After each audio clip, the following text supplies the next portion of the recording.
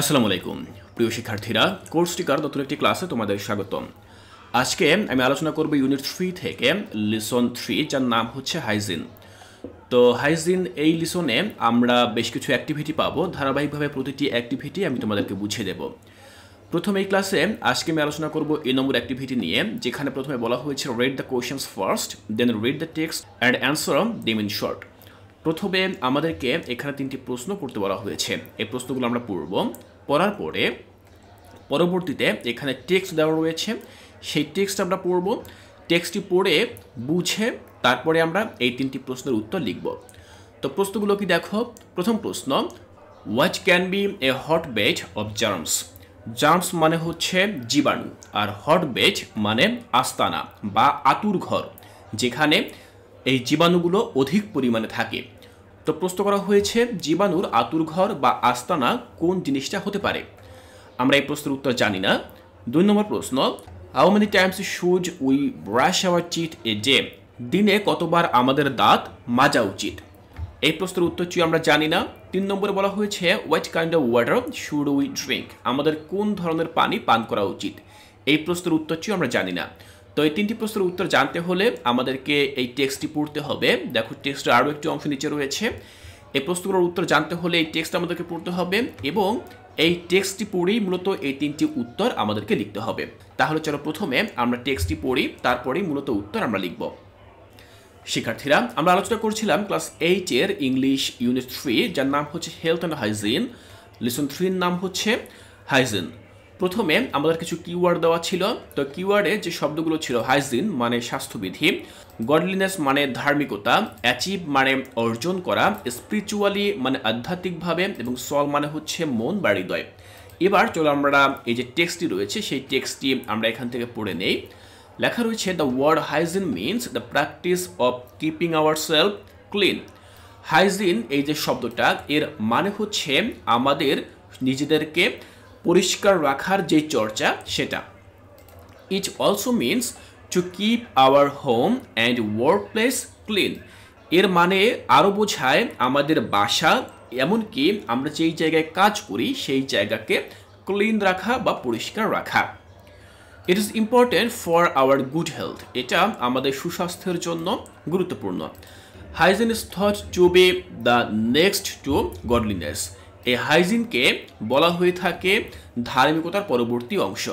শিক্ষার্থীরা, আমরা যেমনটা ইসলাম শিক্ষায় পড়ি যে পরিষ্কার পরিচ্ছন্নতা ঈমানের অঙ্গ, তো এখানে ঠিক সেরকমই একটা অর্থ বোঝানো হয়েছে যে এই হাইজিনকে ধরা হয়ে থাকে বা মনে করা হয়ে থাকে ধার্মিকতার পরবর্তী যে কাজ সেটি। It is because we cannot achieve anything physically, mentally or spiritually if we are unclean in our body, mind and soul. দেখো, এর কারণ হচ্ছে যে আমরা কোনো কিছুই অ্যাচিভ করতে পারি না বা অর্জন করতে পারি না ফিজিক্যালি, শারীরিকভাবে, মেন্টালি, মানসিকভাবে, স্পিরিচুয়ালি, আধ্যাত্মিকভাবে আমরা কোনো কিছুই অর্জন করতে পারি না যদি if we are unclean in our body, mind and soul. যদি আমরা আমাদের শারীরিকভাবে, মানসিকভাবে যদি আমরা অপরিষ্কার থাকি, তাহলে আমরা কখনোই কোনো কিছু অর্জন করতে পারবো না। Nobody likes an unclean person either. কেউ একজন অপরিষ্কার ব্যক্তিকে পছন্দও করে না। So we must follow the rules of hygiene. সুতরাং আমাদের স্বাস্থ্যবিধি মেনে চলতে হবে। তো আমরা এখানে স্বাস্থ্যবিধি সম্পর্কে জানলাম, পরিষ্কার পরিচ্ছন্নতা সম্পর্কে জানলাম, এর গুরুত্ব সম্পর্কেও জানলাম। এবার কিভাবে আমরা পরিষ্কার পরিচ্ছন্নতা রাখতে পারি নিজেদেরকে সেটি সম্পর্কে আমরা জানবো। দেখো, আমি এখানে লিখেছি যে first we must keep our body clean. প্রথমত আমাদের বডি বা শরীরকে পরিষ্কার পরিচ্ছন্ন রাখতে হবে। We should have a bath every day and wash our hair regularly. আমাদের প্রতিদিন গোসল করা উচিত, অ্যান্ড আমাদের যেই চুল রয়েছে সেই চুলগুলোকে রেগুলার ধৌত করা উচিত। This will keep the body and hair free from dirt and bacteria. এই কাজটি যদি আমরা করি তাহলে এটি আমাদের শরীরকে এবং আমাদের যে চুলগুলো রয়েছে সেগুলোকে ময়লা এবং ব্যাকটেরিয়া থেকে সে দূরে রাখবে। সেকেন্ডলি, দ্বিতীয়ত, we should wash our clothes regularly. আমাদের উচিত আমাদের যেই পোশাকগুলো রয়েছে সেগুলোকে নিয়মিত ধোয়া। Dirty clothes give off bad smell and invite germs. বলা হয়েছে নোংরা যে পোশাকগুলো রয়েছে সেগুলো থেকে মূলত দুর্গন্ধ ছড়ায় অ্যান্ড ইনভাইট জার্মস, এবং জীবাণুকে সে আমন্ত্রণ জানায়।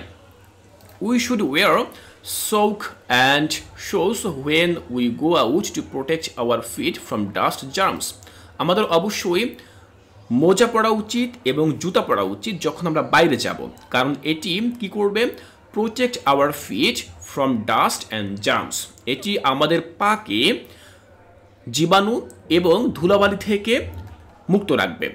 ইট also important to wash our hands before meals and after using the toilet. এটাও গুরুত্বপূর্ণ যে আমরা যখন ভাত খাবো বা কোনো খাবার খাবো অবশ্যই আমাদের হাত খুব ভালোভাবে ধোবো, এবং অবশ্যই যখন আমরা টয়লেট করব, টয়লেট করার পরেও আমরা আমাদের হাত ধোবো। We should brush our teeth twice a day. আমাদের দাঁতগুলো দিনে অন্তত 2 বার মাজা উচিত আফটার ব্রেকফাস্ট অ্যান্ড সাপার, অর্থাৎ সকালে আমরা যে ব্রেকফাস্ট করি তারপরে এবং সাপার রাতে আমরা যে খাই সেটির পরে। We must also cut our nails regularly. আমাদের অবশ্যই আমাদের হাতের যে নখ থাকে সেটি নিয়মিত কাটতে হবে। আর drinking water must be safe. আমাদের যে পানীয় জল রয়েছে বা যে পানি আমরা পান করি সেটি অবশ্যই সেফ রাখতে হবে বা নিরাপদ রাখতে হবে। We can get safe water by boiling and filtering. আমরা এই নিরাপদ পানি কিভাবে পেতে পারি? আমরা পানিগুলোকে বয়েল করতে পারি, অর্থাৎ ফোটাতে পারি, গরম করতে পারি, অ্যান্ড ফিল্টারিং, আমরা ফিল্টারিং করার মাধ্যমে পানিকে নিরাপদ করে তুলতে পারি। পরবর্তীতে বলা হয়েছে দেখো, finally we should keep our surroundings and environment clean. এবং সবশেষে আমরা আমাদের চারপাশের সব কিছুকে, পরিবেশকে ক্লিন রাখতে পারি।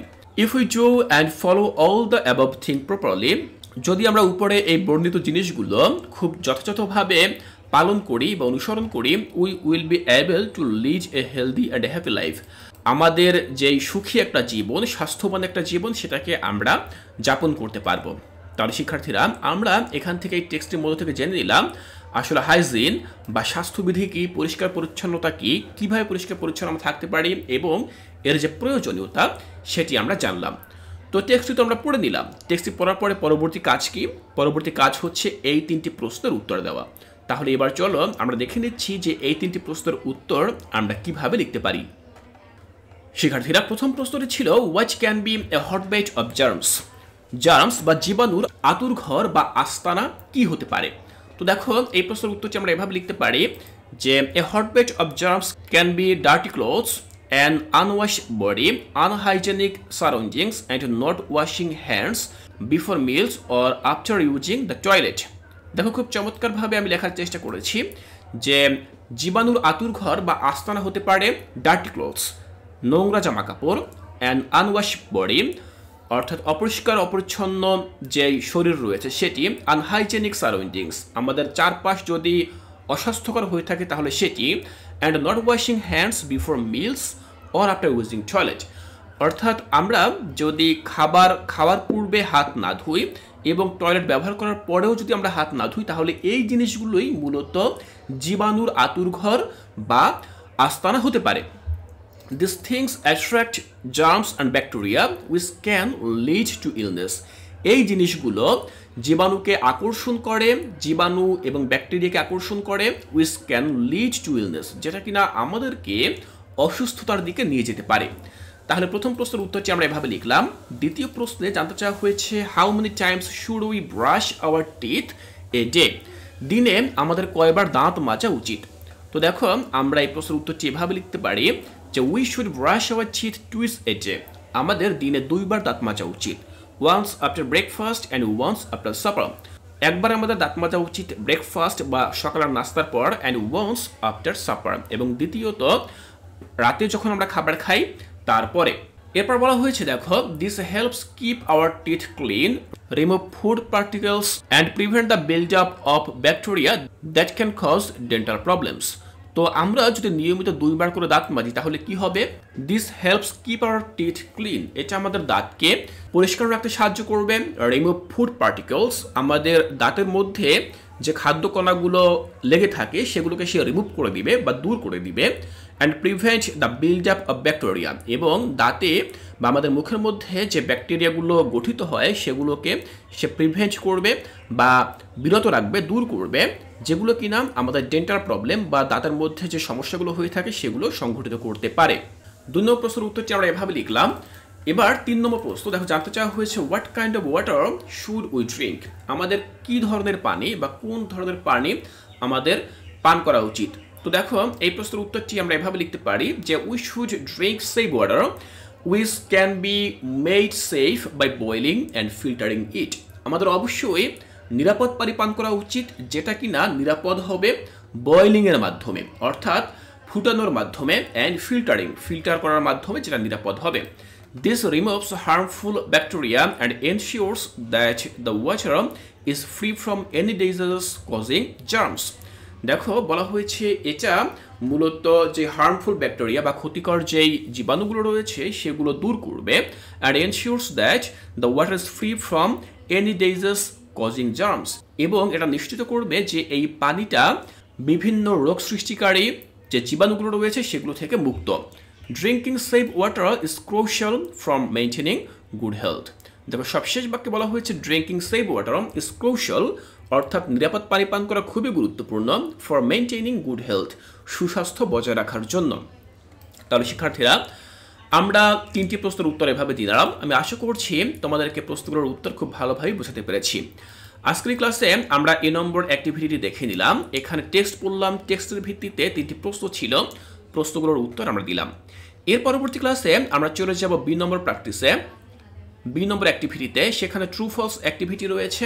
সেই ট্রু ফলস অ্যাক্টিভিটি তোমরা কিভাবে করবে তা আমি এর পরবর্তী ক্লাসে তোমাদেরকে বুঝিয়ে দেব। তাই শিক্ষার্থীরা কোর্সটিকায় এর পরবর্তী ক্লাসগুলো দেখার আমন্ত্রণ জানিয়ে আজকের এই ক্লাসটি এখানেই শেষ করছি।